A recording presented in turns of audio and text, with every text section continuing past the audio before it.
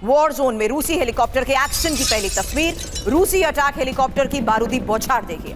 बेहद कम ऊंचाई पर उड़ते नजर आए रूसी helicopter.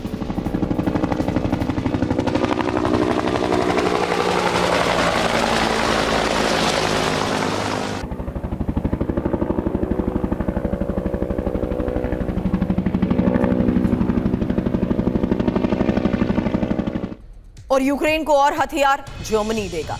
Self propelled anti aircraft system दिए जाएंगे। रूसी एयरक्राफ्ट और ड्रोन को नष्ट करेंगे। यूक्रेन को अटैक ड्रोन भी जर्मनी से मिलेंगे। स्काई रेंजर्स से यूक्रेन को यह मदद मिलेगी।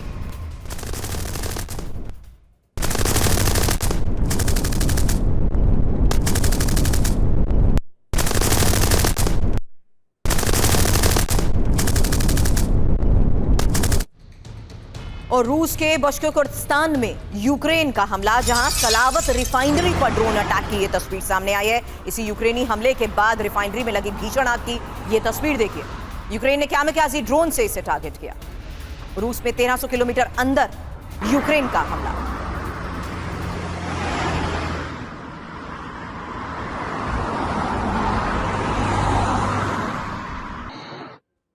और वेनेजुएला के खिलाफ यूएस की तैयारी, जहां पोर्टोरिको में यूएस की वॉर ड्रिल को लेकर आज फिर खबर है। पोर्टोरिको में यूएस सेना ने दम दिखाया और वॉर ड्रिल में यूएस की तीनों सेनाएं शामिल। पोर्टोरिको में फाइटर जेट, वॉरशिप तैनात।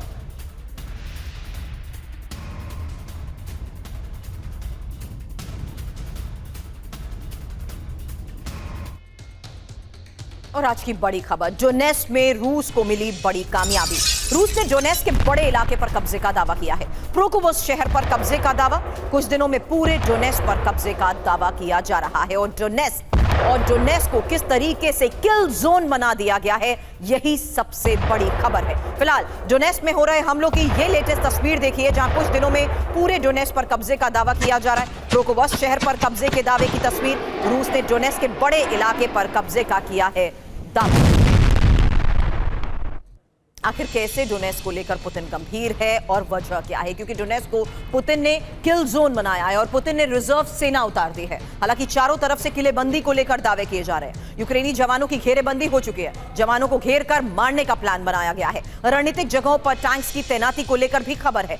डोनेस्क की अहमियत समझिए, जहां रूस यूक्रेन को जोड़ता है डोनेस्क, और डोनेस्क का रणनीतिक महत्व भी है। डोनेस्क पर कब्जे से कीव पर दबाव मुमकिन है और सप्लाई लाइन के लिए भी डोनेस्क बहुत इंपॉर्टेंट है। लेकिन इस बीच खबर ज़ेपोरिज़िया पर रूस के उस भीषण हमले की, जहां यूक्रेन पर फैब 3000 ग्लाइड बॉम्ब से अटैक किया गया और 110वीं यूक्रेनी सैन्य ब्रिगेड पर ग्लाइड बॉम्ब से हमले की यह तस्वीर।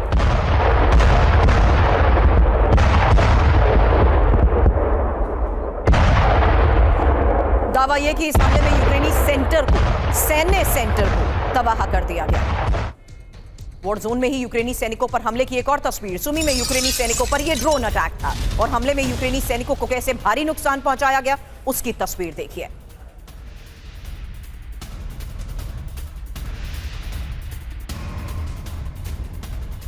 तो यूक्रेन पर कब्जे की लड़ाई को लेकर खबर बड़ी है, जहां ज़ेपोरिज़िया और सुमी में भी कैसे भारी तबाही मची, उसकी लेटेस्ट इंफॉर्मेशन। क्योंकि ज़ेपोरिज़िया पर 48 घंटे के अंदर सबसे बड़े हमले को लेकर खबर। यूक्रेनी सैन्य सेंटर पर फैब 3000 से भीषण अटैक को लेकर खबर। रूसी हमले से 110वीं डिफेंस ब्रिगेड कैंप को तबाह। और सुमी में ही यूक्रेनी सैन्य काफिले पर रूसी हमला। हालांकि रूसी ड्रोन ब्रिगेड ने यूक्रेनी काफिले को कैसे निशाना बनाया, उसकी तस्वीर आपने देखी। इसी हमले में 4 यूक्रेनी बख्तरबंद वाहन और 3 टैंक को तबाह कर दिया गया। और मैं जानती हूं मनीष मेरे सहयोगी इस वक्त स्टूडियो में मेरे साथ है। मनीष, ऐसी कोई लोकेशन नहीं है जहां की आंखों देखी आपने नहा दिखाई हो, चाहे सुमी हो चाहे ज़ेपोरिज़िया। लेकिन सवाल इस वक्त डोनेस्क को लेकर कर रही हूं, क्योंकि यहां पर डोनेस्क में पुतिन के ये किल जोन का आखिर प्लान है क्या? आज की खबर क्या है डोनेस्क को देखते हुए?